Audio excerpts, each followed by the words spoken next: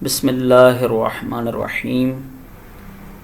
Contingent bill of hiring, ये hiring के आज लिस्टें आई हुई हैं, आप लोगों के पास पहुंची होंगी। अगस्त में 20 अगस्त को इशू हो चुकी थी, तो आज 22 तारीख़ है, लेकिन कई लोगों ने पहले से अप्लाई कर दिया होगा।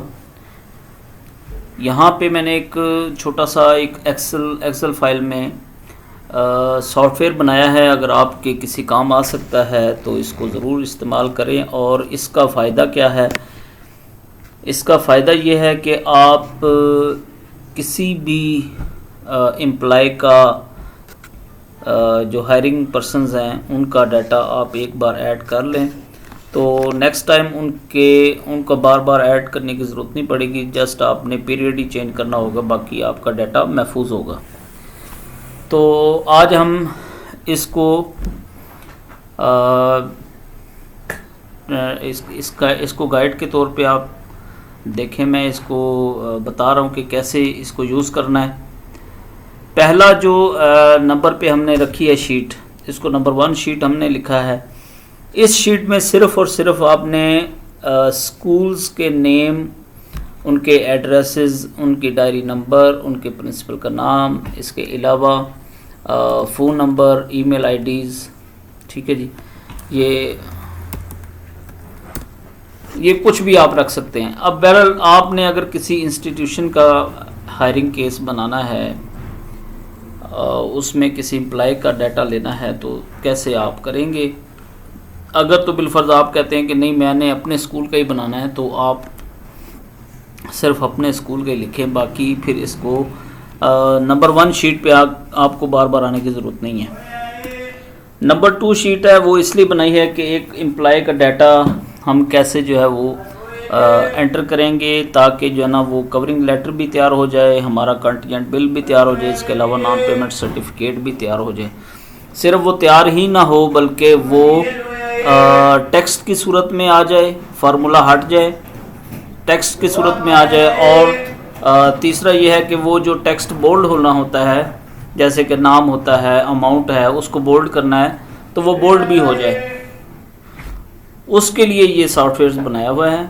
लिहाजा ये देखें, पहली रो में आप पर्सनल नंबर, जो पे बिल से आप देख लें, पर्सनल नंबर आप डालेंगे। सीरियल नंबर जो है, ये सीरियल नंबर सैंक्शन लिस्ट का सीरियल नंबर है, यानी आपकी जो सैंक्शन हुई है हायरिंग में, आप उसमें अपना सीरियल नंबर ढूंढें, वो आपने सीरियल नंबर यहाँ लिख देना है। ये एस लिस्ट लिखा है, ये स्कूल लिस्ट है, जो कि आपको नंबर 1 शीट पे शो हो रही है। अब अगर आप number 3 FG junior public school number 3 में के एम्प्लॉय का डाटा आप रिकॉर्ड करना चाह रहे हैं, उन्हीं का डाटा लिखना चाह रहे हैं, तो आपने नंबर 1 यहाँ पे एंटर कर देना है। ये देखें नंबर 1। अब ये कहाँ पे शो हो रहा होगा? सबसे आखिर पे आप चले जाएं, ये देखें नंबर AJ AK AL, ये आप देखें, ये आपको शो हो रहे हैं। यहाँ पे आपको स्कूल का नाम, उनका एड्रेस, डायरी नंबर और नाम वगैरह शो हो रहे होंगे। तो ये हमने जो है ना यहाँ से एंटर कर दिया। अगर तो आप कहते हैं कि नहीं जी मैंने ये नंबर 3 का नहीं हूँ, मैं किसी और स्कूल का हूँ, तो या आपने दूसरे स्कूल का नाम एंटर कर देना है, ये 2 नंबर पे आ जाएगा। तो यहाँ पे 1 की बजाय आपने 2 लिख देना है, ठीक है जी। तो जब 2 लिखेंगे तो उसके आखिर पे आप देखें कि उस स्कूल का नाम भी चेंज हो चुका है।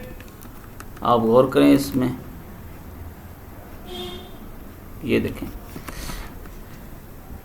अगर एक ही स्कूल का आपका डाटा है, तो आप नंबर 2 के हैं, तो अगर 5 बंदे हैं या 6 बंदे हैं, तो नंबर 2 पे ही आप उसको रख सकते हैं, ठीक है जी। तो इधर आ जाएगा पर्सनल नंबर, यहाँ पे सीरियल नंबर, यहाँ पे स्कूल का लिस्ट का डायरी नंबर। अच्छा, डायरी नंबर आप चाहें तो लिख दें, वरना ये कॉपी पेस्ट कर लें, ठीक है जी। डायरी नंबर आप अपनी मर्ज़ी का डाल लें, बाद में डालना हो बाद में डाल लें। ये है जी डायरी डेट। डायरी डेट आप कंट्रोल प्रेस करेंगे और साथ ये कॉलम प्रेस करेंगे तो आपके पास करंट डेट आ जाएगी। आगे चलते हैं। नेम है, डेजिग्नेशन है, बीपीएस है, रेट रेंट है, यानी उस बंदे का जो रेट है वो लिख देना है।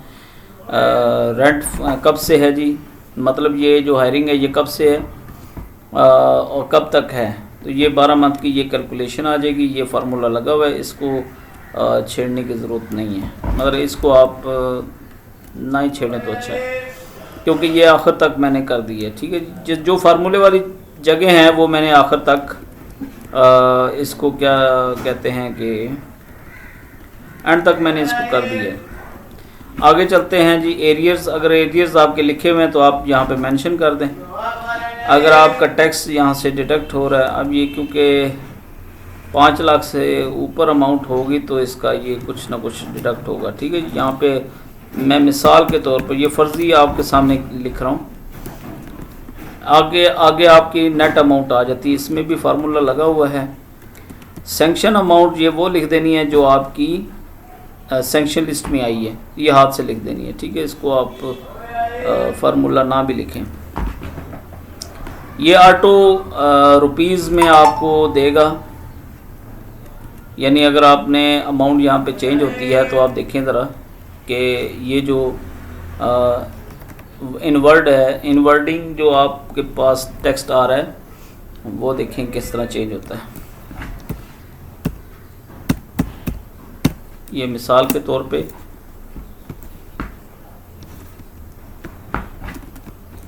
सॉरी वो फार्मूला इसको लगा हुआ है,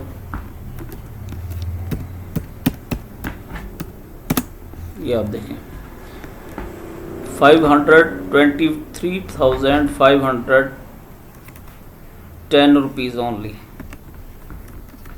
ठीक है जी। आगे आपने क्या करना है, ऑनर का नेम लिख देना है। अगर ऑनर नहीं है, अगर आपको अटॉर्नी मिली हुई है तो आपने अपना नाम लिख देना है। ठीक है जी। IBN नंबर मस्ट हो गया है। अब कोई भी बंदा अपना अकाउंट नंबर नहीं मेंशन करेगा, अपना IBN नंबर मेंशन करेगा। बैंक का नेम आ जाएगा, बैंक ब्रांच नेम आ जाएगा, बैंक का कोड आ जाएगा, ब्रांच कोड आ जाएगा, और हायरिंग जो आपकी हाउस की हायरिंग है वो आ जाएगी। और यहाँ पे लिस्ट नंबर, मसलन 4 लिस्टें अभी जारी हुई हैं चकलाला की या रावलपिंडी की, तो उसमें उसका रेफरेंस देने के लिए लिस्ट नंबर डाल देना है। ये लिस्ट नंबर यहाँ भी आपको शो होगा, लेकिन ये फार्मूले में ऐड हो जाएगा। ठीक है जी। आप सिर्फ ओनली ये करना है काम। आपने CKL 4 में अगर नाम है तो उसका सीरियल नंबर ये शुरू में आपने देखा था, सीरियल नंबर 15 में। ये थोड़ा सा डाटा ज़्यादा नहीं है। अथॉरिटी लेटर है, यहाँ पे अथॉरिटी डेट जो आपका सैंक्शन हुई है वो आपने लिख देनी है, इसको आप ना छेड़ें। यहाँ पे ड्यूरेशन आ जाएगी, इसके अलावा डिमांड रेंट आ जाएगा, स्टेशन लिख दें और पीरियड लिख दें, लीज़ कब से कब तक हुआ हुआ है, तो आगे भी कैलकुलेशन हुई है। ठीक है जी। ये इतना सा काम है। आपने ये काम अगर कर लिया, अब अगर देखते हैं कि ये 2 बंदे हैं, मिस्टर अली हैदर या सैयद हामिद अली। अब इन दोनों में से अगर आपने किसी का लेना है, नंबर 2 वाले का लेना है, कि आप चाहते हैं कि कवरिंग लेटर में और पे बिल में अली हैदर का नाम आ जाए, तो नंबर 2 आपके सामने मौजूद है। ठीक है। अब नंबर 3 जो है शीट है उसके ऊपर आएंगे। यहाँ पे आप देखें कि नंबर 2 लिखा हुआ है। आप अगर नंबर 1 को लाना चाहते हैं, आप देखें ये नंबर 1 का नाम सईद हामिद अली आ गया। तो आपको जो सिलेक्शन करनी है या जिस बंदे का आपने डाटा लेके आना है, उसका कवरिंग तैयार करना है, तो आपने इस बटन से जो है वो नंबरिंग कर लेनी है। ये आप देखें अली हैदर का आ गया, अली हैदर साहब का। जब ये आप देख लेंगे ना कि जिसका आपको चाहिए, जिसके लिए आपने प्रिंट निकालना है, उसका नाम आ गया, अली हैदर आ गया। इसके बाद आपने ये बटन 2 प्रेस करने हैं। सबसे पहले पेस्ट करना है, पहले बोल्ड नहीं करना। पहले पेस्ट के बटन को क्लिक करें, फिर बोल्ड के क्लिक करें। ठीक है जी।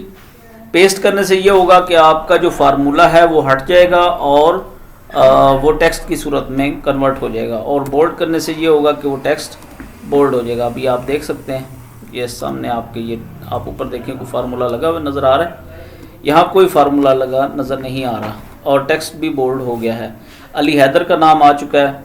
अब अगर मैं वापस